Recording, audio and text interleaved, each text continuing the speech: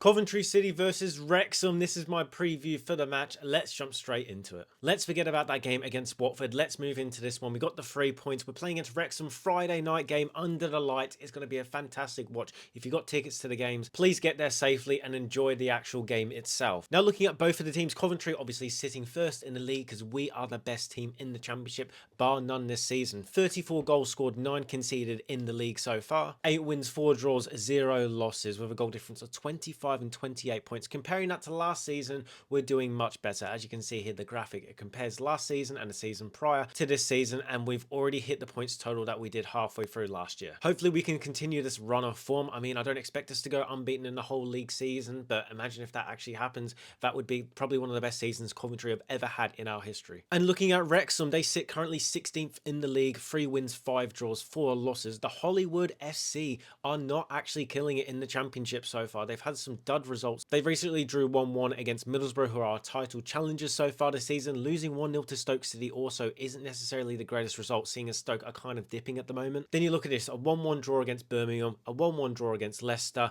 a 1-1 draw against Derby, a 2-0 victory against Reading, a 3-2 victory against Norwich, a 3-1 loss against QPR, and a 2-0 win against Millwall. So they've kind of dropped off a little bit. In their last 5 games, they have actually only won 1 game. They've got 1 win, 3 draws, 1 loss. So recently, they are a tough team to beat. Not saying we're going to roll them over, obviously. Cov away from home, they have the best away record in the league, sitting first at the moment. 4 wins, 2 draws, 0 losses, 18 scored, 6 conceded. So every time an opposition scores 1 goal against us, we score 3. That's why most of the time I predict a 3-1 victory, because that's just what the stats are showing me. And Wrexham have only won once all season at home. They've won 1, drawn 3, lost 2. They've scored 8 and conceded 10, so they're almost averaging 1 goal scored for them and 1 conceded. They currently sit 21st in the league for an expected goals. With 12 matches played, they've got 14.5. Their expected goals against is 19.6. And then the points they get is 13 from that. Looking at the starting lineup, they've got a 3-5-2 formation that they usually do play. They've got an old Cov favourite in the lineup, obviously Hyam is at centre-back, and then they also have Ben Sheaf in the midfield, but he is injured, and that's why we got rid of him.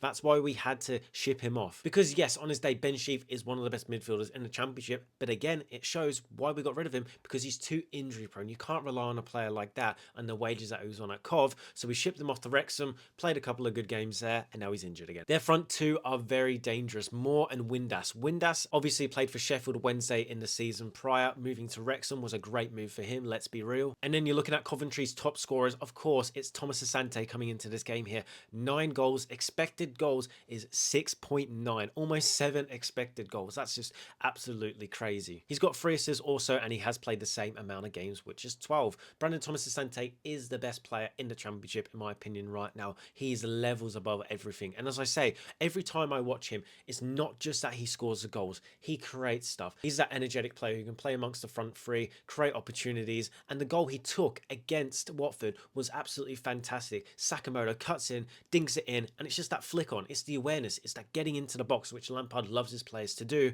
which Rodoni hasn't actually been available for us to do that. Brandon Thomas Asante has been that player now who can get in the box and do it, and he's absolutely fantastic at it. If I was Hyam or Clefworth or Brunt in that defence, I would be shaking in my boots coming up against Thomas Asante. The head-to-head record between Wrexham and Cov, actually we've only played them once ever, and of course that was in that FA Cup game back in 2023 where we did lose 4-3 to them. I remember all the social media posts going around. The fairy tale story for Wrexham beating Coventry, who's in the Championship. What a team they are. Now, it's not really a fairy tale story, it's a Hollywood story, let's be real. It's just, I don't really see Wrexham being a team going into the Premier League in the next year or two. And yes, they have some good players, and maybe if they sack their manager, they could get there. But right here, right now, I look at a team of individuals and I don't see a team of players like we have at Coventry. If you're enjoying this video, why not hit the like button? Let's try and hit 75 likes for this match preview against Wrexham. I'd really appreciate it. And if you're new to the channel, hit that subscribe button. It really helps out. We're trying to hit 500 subscribers by the end of the year. So if you haven't done that already, please do, because YouTube tells me that 90% of my viewers are not subscribed to the channel. So if you've forgotten and you want to do that, please hit that subscribe button. Like I mentioned before, Moore and Windass, Hyam,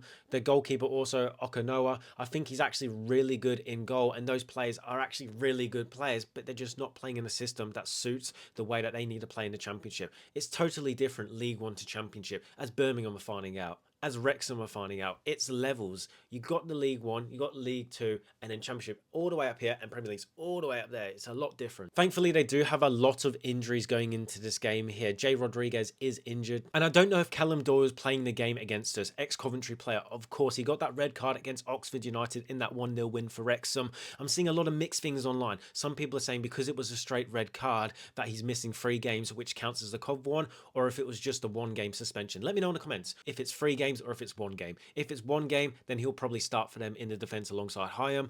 If it's not, then they're going to go with the same back three that they did against Middlesbrough. Now we're going to look at how Coventry are going to line up in this game. In my personal opinion, that's the formation I reckon we're going to play. I reckon we're going to play a back 5 just because Milan is suspended for this game after picking up that yellow card against Watford. I feel like we're going to go with a back 5 of Kessler, Hayden, Thomas, Wolverton, Kitchen, De Silva, and then a midfield 2 of Grimes and Eccles. I think Allen needs to come out of it. His positioning in the last game for me personally wasn't good enough. Eccles has played that holding role before under Mark Robbins. He knows how to do it, not necessarily to the levels of Grimes, but he can help out whenever needed. And then I'll play Mason Clark on the left-hand side, Thomas Asante on the right, and Hadji Wright up front. You could go with a midfield 3 and put Allen, Eccles, and Grimes in there, and then play a front 2 of Brandon Thomas Asante and Hadji Wright. I could see that being a possibility also, but I'm kind of going off what's already happened this season against Portsmouth, that 2-1 victory. I think we played really well, especially at Fratton Park, which is a tough place to go.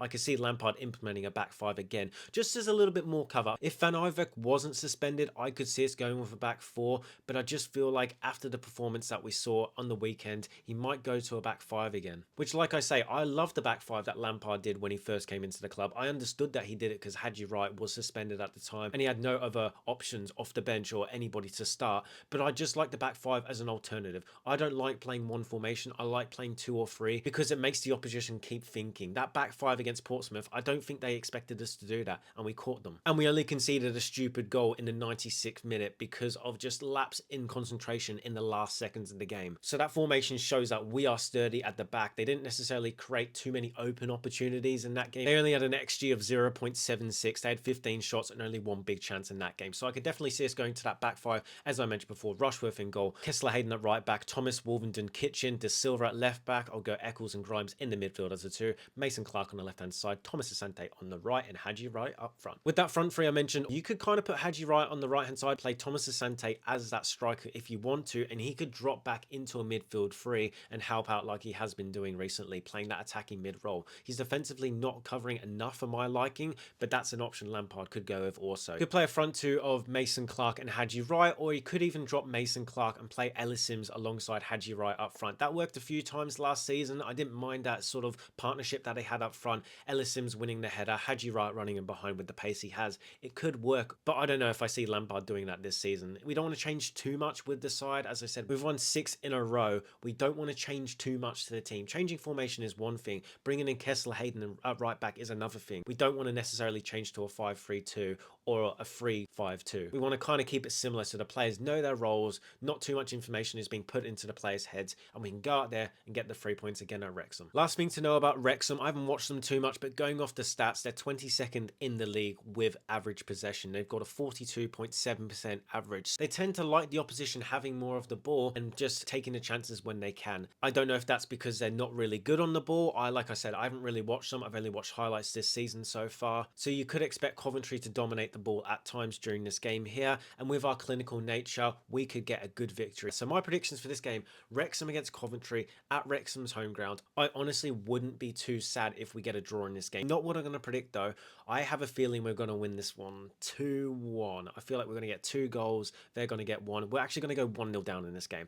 I fear that's what's going to happen. The Hollywood script is going to be written and Coventry tear it up, baby. We're going to get the 2-1 victory at Wrexham. Ryan Reynolds is going to be crying in his Deadpool suits, and Frank Lampard is going to be doing the gritty on them. He's going to go, come on! And then we're going to take 3 points again in the league, and we're going to be the only team in England to be undefeated. So that's my predictions for the game. Is Coventry 2, Wrexham 1 at Wrexham's home ground. That's my match preview for Wrexham versus Coventry. Leave yours in the comments down below, please. Do you see Coventry getting another victory? Do you see us getting a draw? Or do you see us getting our first loss of the season? I don't see a loss as a possibility. It's in the Hollywood script, some people would say, but in my script, Coventry are winning 2-1 away from home.